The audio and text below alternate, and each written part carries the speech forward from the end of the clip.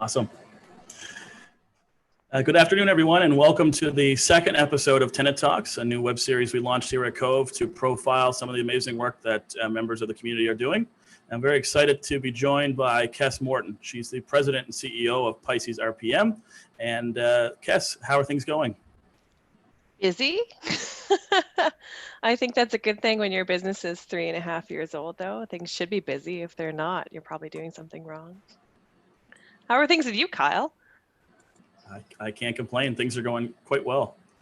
Great to hear that things are going well on your end. Thanks again for joining us. I'm very excited to chat with you today and learn more about Pisces, what you guys are up to, and kind of where you're going. So maybe we can jump right in and I want to kind of learn a bit more about yourself. What led you to start Pisces, and then kind of the background experience you had leading up to that? Sure. So I've been managing research projects for a while now. We'll leave that time to those who want to sleuth on the internet and figure that out. But I generally managed very large projects, so projects that were in the hundreds of millions. And I kept seeing these smaller projects that weren't able to have an internal project manager. So we found that there's kind of this 1 to 5 million per annum range of projects that probably shouldn't have a full-time devoted project manager. And of course, that varies depending on the complexity of the project, but they were just not being managed. And I wanted to fill that gap because I saw there was a lot of wastage effectively, and efficiency is really important to me. That's awesome. Project management is really in your DNA, isn't it? Yes, it's pretty terrifying. Those people who spend time with me personally know that everything is a project to me. So I have a Gantt chart for my aquarium, for example. We have weekly project check-in meetings as a couple, which is possibly dangerous, but I'm also married to a project manager, so I guess that's what's going to happen. Nice. Gantt charts everywhere. Gantt charts everywhere. What was your background? What did you study in school? Sure. Interest in ocean research projects? So when I was going into my undergraduate at the University of Toronto, I was trying to decide whether or not to study science or business. I decided to study science, and in about third year, I remember the moment, there was a senior researcher who was teaching a class, a seminar series, who was complaining about the research administration side of science. And I was like, people get to do that? Like, that's a job I can have? And so to me, it's about the business of science. And so at that point, I started really kind of arcing my career to how I can do that. And to me, that was, I needed to have a PhD. So I do have a PhD in marine ecology because I need to understand what these researchers are going through. I also needed to work in multiple sectors. So I went about that. I worked in private industry, I worked in government, I worked in academia, I worked in nonprofits, so I could understand what projects look like in different sectors.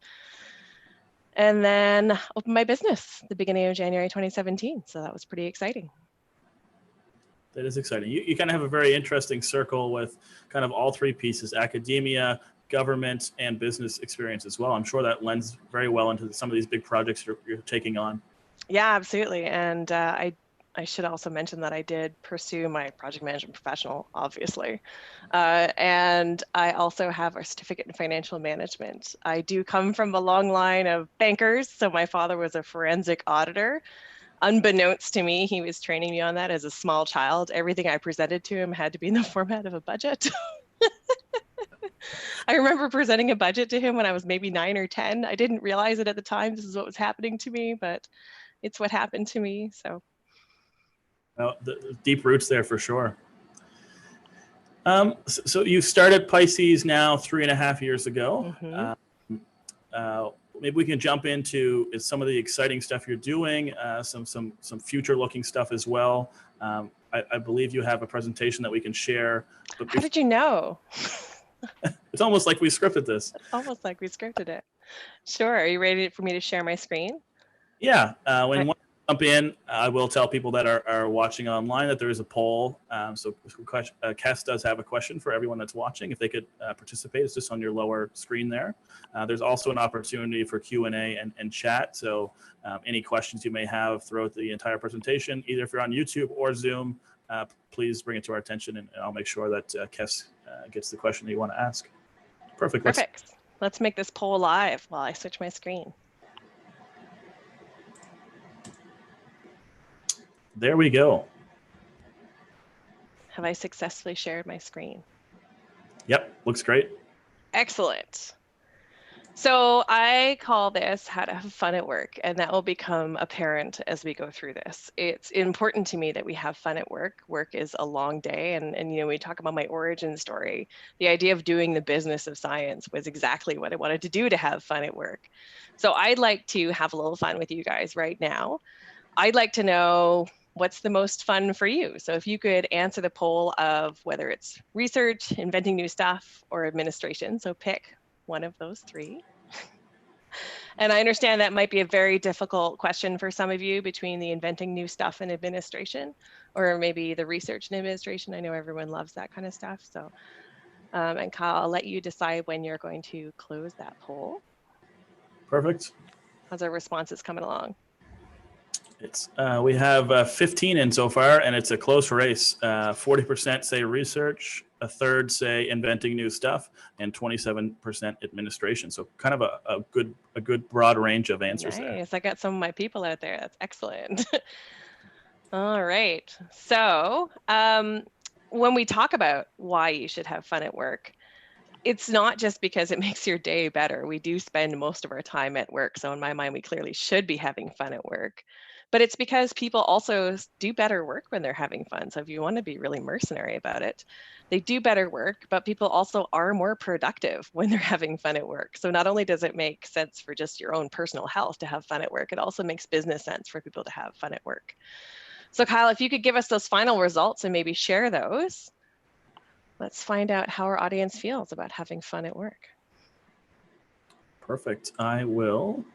There we go. All right, cool. So a nice mix here. So we've got research, good. A lot of people in the audience that want to do research, a lot of people that want to invent new stuff, and some of my people who like to do administration. Perfect, great. We have job openings. So when we look at what most of our clients want to do, they want to spend time discovering and creating and inventing.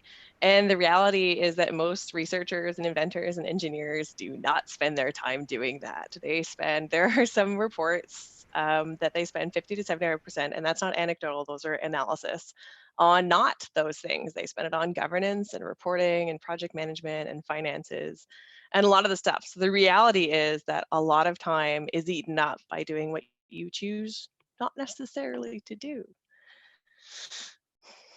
So when we talk about how to have more fun, let's think about how you could spend your time having more fun. So there's a little bit of a fun equation I'm going to do here. So let's talk about your time right now. Let's say you spend a chunk of it on, research, or replace that with inventing or whatever version of things you like to do. And there's a big piece that's finances, governance, project management, etc. These are arbitrary.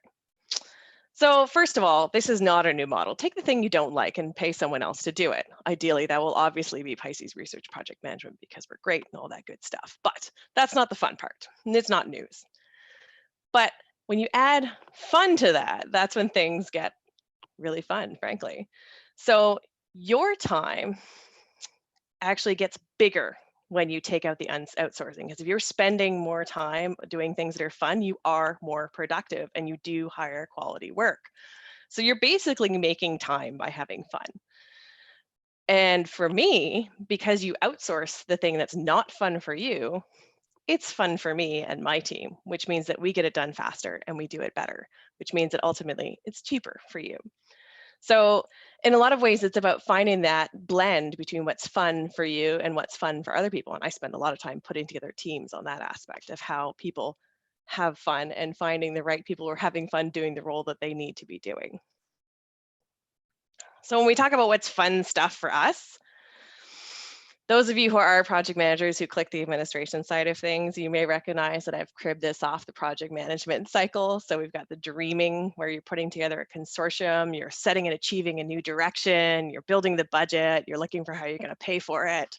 There's the launching, we do that too. So as I say, we build teams, so we'll staff the project. We're not headhunters, they do a great job doing that, but we will put together a team for you. We'll do the kickoff meeting for you, the partner development, so finding, okay, well, we don't have anyone who knows how to do that. We need to find someone, establishing those reporting procedures, establishing the governance, and then of course, there is the actual making the money flow, which many of our clients call finalization. So that's the money moving from one place into the actual project. We also then actually do the normal project management stuff that you think of. We track deliverables, we monitor scope, we deal with the financial controls, the budget management, financial forecasting. That's a fun one for me. Course correction, we do that a little bit sometimes too. Coordination of projects across different groups, reporting back to private and public funding opportunities. So generally when you take someone's money and tell them you're going to do a thing, they want you to tell you how you did that. And then we also work across sectors. So as I described, I've worked in many sectors and I like to hire people who've worked in many sectors. So we have an understanding of what it's like and the different pressures that people might feel when they're working for government versus working for industry and versus working in academia. And then of course, there's the closing phase. So we actually have to tell the stakeholders at the end what happened, but more fun is what happens with next. So we help with that, setting the stage for the next stream. So we have a couple of projects right now that are actually in that transition phase where one project has ended, but it's launched a new one. And that's really exciting for us. We also, because we do kickoffs and midterms and closing workshops, we've started offering workshops as a separate offering because that's just something that our clients need and we're happy to help. So we were doing in-person basic facilitation and premium packages, and I won't get into what those mean, but thanks to Mr. COVID, we now also have formalized our online workshop offerings. So we now have a basic online facilitation. We are a fully distributed company. So we actually just did a webinar last week, which you can find on our YouTube channel. That is how to manage your distributed team. But we do a basic online facilitations. We do that all the time. And we also have a premium online workshop series package. And I'll bring that up just briefly here because that is what we have found is the best replacement for if you were planning to bring together your partners for a one-day workshop, which of course many of our clients were over the next little while. This is what we recommend that people use to replace a one-day workshop, which is a series of meetings. Because it's not business as usual and nobody wants to sit in front of a Zoom meeting for 6 or 8 hours. That's just painful. Even for us, we're fully distributed, but I don't want to sit in front of a Zoom camera for the next 8 hours. But also we like to think about it as seeing the silver lining in this as well. I mean, it means that we're no longer limited by who can actually travel. It's, you can have a workshop with your colleagues from around the world and still have dinner with your family or go sailing or whatever it is you like to do with your evenings. And by having the multiple sessions, we're also seeing that people are able to develop a longer term relationship. So a lot of times when you bring a group together to work on a project, they're together for a day and we've all done this. We're like, oh, that's so great. We should definitely do that. I will email you. I will call you. Let's work on that. And then you get together in 6 months or a year and you're like, sorry, I didn't get to do that. So by developing that continuing ongoing relationship, it actually moves projects on a little bit faster. So that's nice too. We also have the ocean assemblage, which is another line of our project. Now, this is something that we do because the community needed it, frankly. It's not, we don't make a lot of money off of this. But basically, we keep track of what's going on in ocean R&D in Canada is so that you don't have to. We have to do that because that's part of our day and it's how we do our work. And so we wanted to share that information with other people. We also send that out in a convenient agenda at the beginning of every month, which lets you know what's happening in that month and also what's been added to the ocean assemblage recently. It's totally free to post. It's focused on being efficient, which is really important to us. And we wanted to make it easier for people to use. We've also been collaborating with a local artist to come up with some nerdy ocean cartoons, which are included in the agenda every month. So even if you just want to see a nerdy fish cartoon once, or I should say ocean cartoon once a month, it's a good reason to sign up. Now, this is our fun new stuff that we have in the pipeline right now. So one of the things we've done is we have created something called the personal pond. It's an ocean assemblage that's built and maintained just for your group. So for example, for COVE, I know you guys maintain a calendar of events, but that's something that you have to spend time and money on doing. But because we're already building the assemblage, it's something that would be efficient for us to build and maintain for you, because it's just a spin-off for us as opposed to a whole new thing. And you can decide which events you want to see and promote to your group. So this really speaks to our desire to create more for less cost for our whole community. It's really important to us that we're efficient. There is not enough time nor money to do all the things we want to do. So if we can work together, we want to be able to do that. So that we just rolled out last week. So that's brand new and ready to roll. But looking a little further down the pipeline, we have something called the tackle box. Now, the tackle box addresses that issue, which is when people give you money to do things, they like to know what you did with that money. And that can be internally or externally. Sometimes it's, you know, the government has given you a grant to do a thing and they want to hear how you did it. But sometimes it's the CEO has given you a budget to do a thing and they want to know how you did it. So what we're trying to do is take the manual aspect out of how we tell people what we've done with regards to research and development. So we want to leverage the existing online information using machine learning and automation techniques to track and report on those projects. So a lot of the information that people are reporting back to their project sponsors already exists on the internet, because they put it out at a conference, they put it out as a paper, or they put it out on Twitter, whatever. We want to bring that together for them. So then basically, instead of creating a report, you're reviewing a report, which means we let scientists focus on science and we're automating the administration side of things. Really speaks to our desire, again, to be efficient and to enhance the impact of Canadian research funding, to reduce the administrative overhead for research projects, redundancy, I don't want that to exist, and to let people do what they want to do. So if you want to do research and inventing, then do those things. And even if you're in administration, I got to tell you, the fourth or fifth time you write a report again, you don't want to do that again and again and again. You want to do the new stuff. So reporting on research projects is important, but we need to stop wasting time and money on reporting. So we are working with COVE. We do have a team of interns with the intern pilot project joining us on that. So that's very exciting. We're also partnering with DeepSense. So we have a student with DeepSense who is working with us on that. We are planning to start using this for our own internal clients this fall. And then probably spring of next year is when we'll allow our non-client portfolio to start using that. So step one is us using it internally, but something to stay tuned for. I'd also like to just take a moment to say that we've done a lot of navel gazing as we've grown. Originally, obviously, it was just Kess Inc., and now it's there are 11 of us. I just counted this morning because we onboarded another person this morning. We're now referring to it as bulk boarding. But we're not just a business. We're actually in the process of certifying ourselves as a B Corp. Shout out to Ocean Sonics for making us aware of that. And they're a business that balances purpose and profit. So we actually make a legal commitment to consider the impact of how our business is run on community, environment, and on profit. So it's really about we still are going to be a for-profit business. We did look into whether or not we might transition to a nonprofit, but we've decided to remain a for-profit, but to be a B Corp. And that really speaks to our guiding principles, which have been in place for quite some time now, actually, which is that it's really important to us to make a positive impact with our limited money and time. Now, if you know anyone who has either of those in surplus, I would like to meet them and have some of that. So let me know. It's important to us to create transparent, long-lasting mutual relationships and to have beneficial collaborations. We're a collaboration company, absolutely. We're not interested in competing. We're actually the only company in Canada that does this. We might be the only company in the world that does this. It is a business model that I've seen used in other industries, but the ocean focus makes us unique.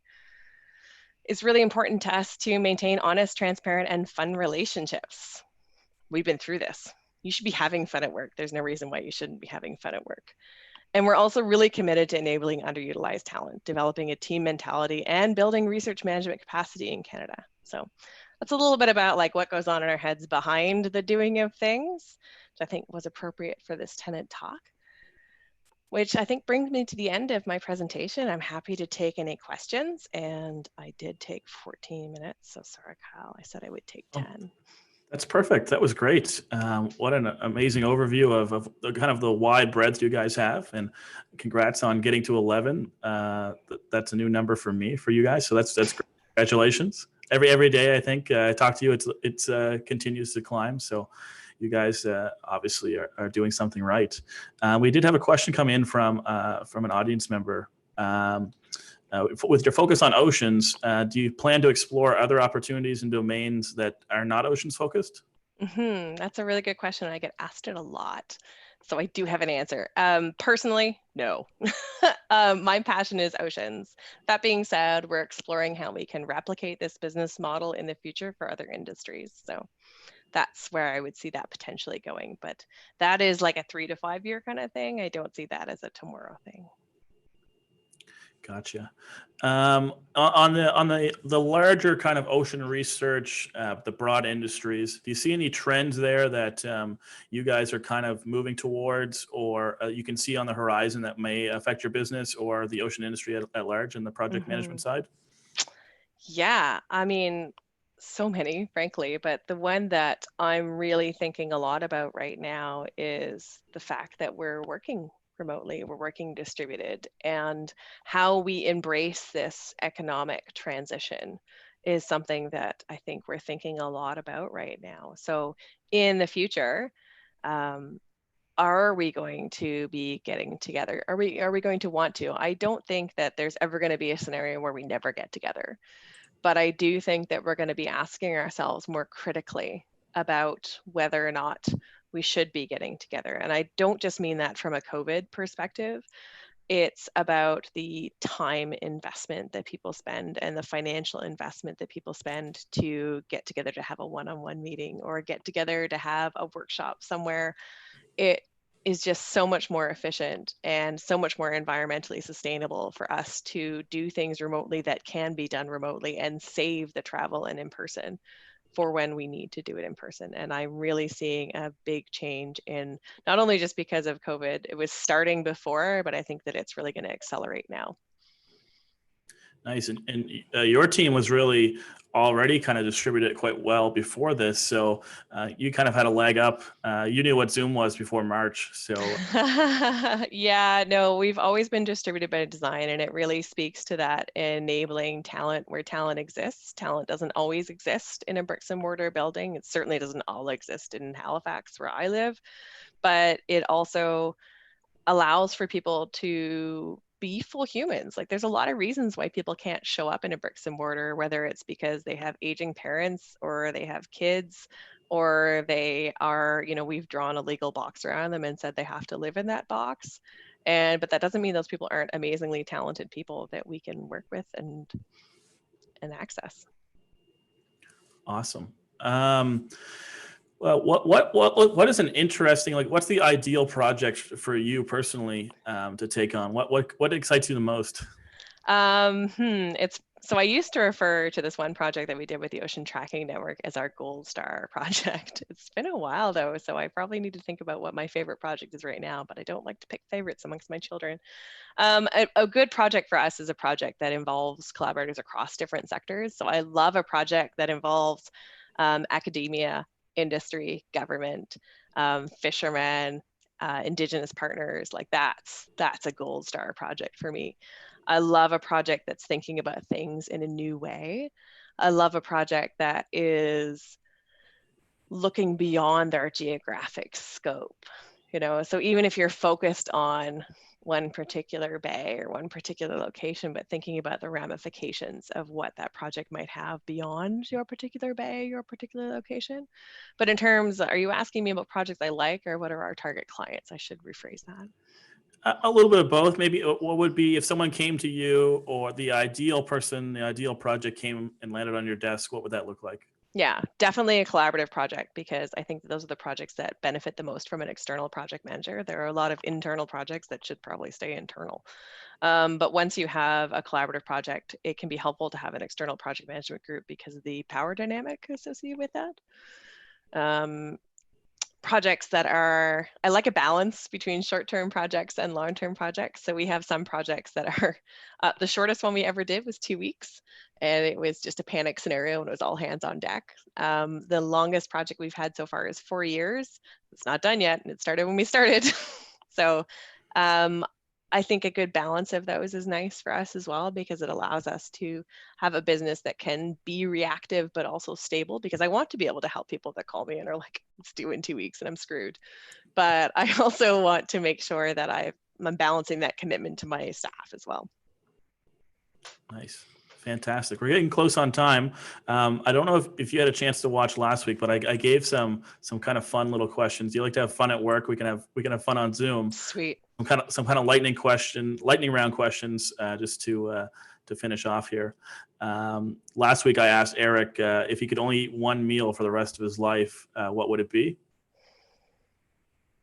Soylent. It's a good choice. Because it has everything you need. But food is fuel.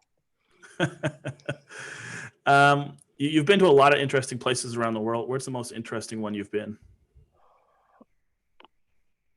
I would say the Hypogeum in Malta is probably the most interesting place I've been. Although it's up there with the mausoleum in Turkey. Yeah, they're both pretty interesting. And both of them I went for work, so that was great. Even better. So as we wrap up, let's give the viewers an opportunity. How can they connect with you? Where can they find more information? And maybe like social media, things like that, if you can share. Yeah. So if you're viewing my screen still, which I think you are, PiscesRPM.com. We are on Twitter at PiscesRPM. I'm also on Twitter as Cass Morton, slightly different tone. Yeah, I think those are the two big ways. And you can also just email me at cass.morton@PiscesRPM.com. We also have a client intake. And yeah, does that answer? Did I miss anything? You know how to contact me. That's contact perfect. Kyle. Okay, I am going to jump on and take over the screen now to talk about what's coming up next week. So we have our third episode of Tenant Talks coming up. We show up at 1 p.m. Atlantic here in Halifax, noon if you're in Toronto or Ottawa. And we're speaking with Noah Stevens, another COVE member who has some really interesting tools that they've built, software tools to model climate change, the effects of rising sea levels, especially important for municipalities around the country. Noah is the lead developer and co-founder, and I'm going to be joining him next week on Tuesday. So thanks again, Kes, and I look forward to chatting with everyone, and see you back next week.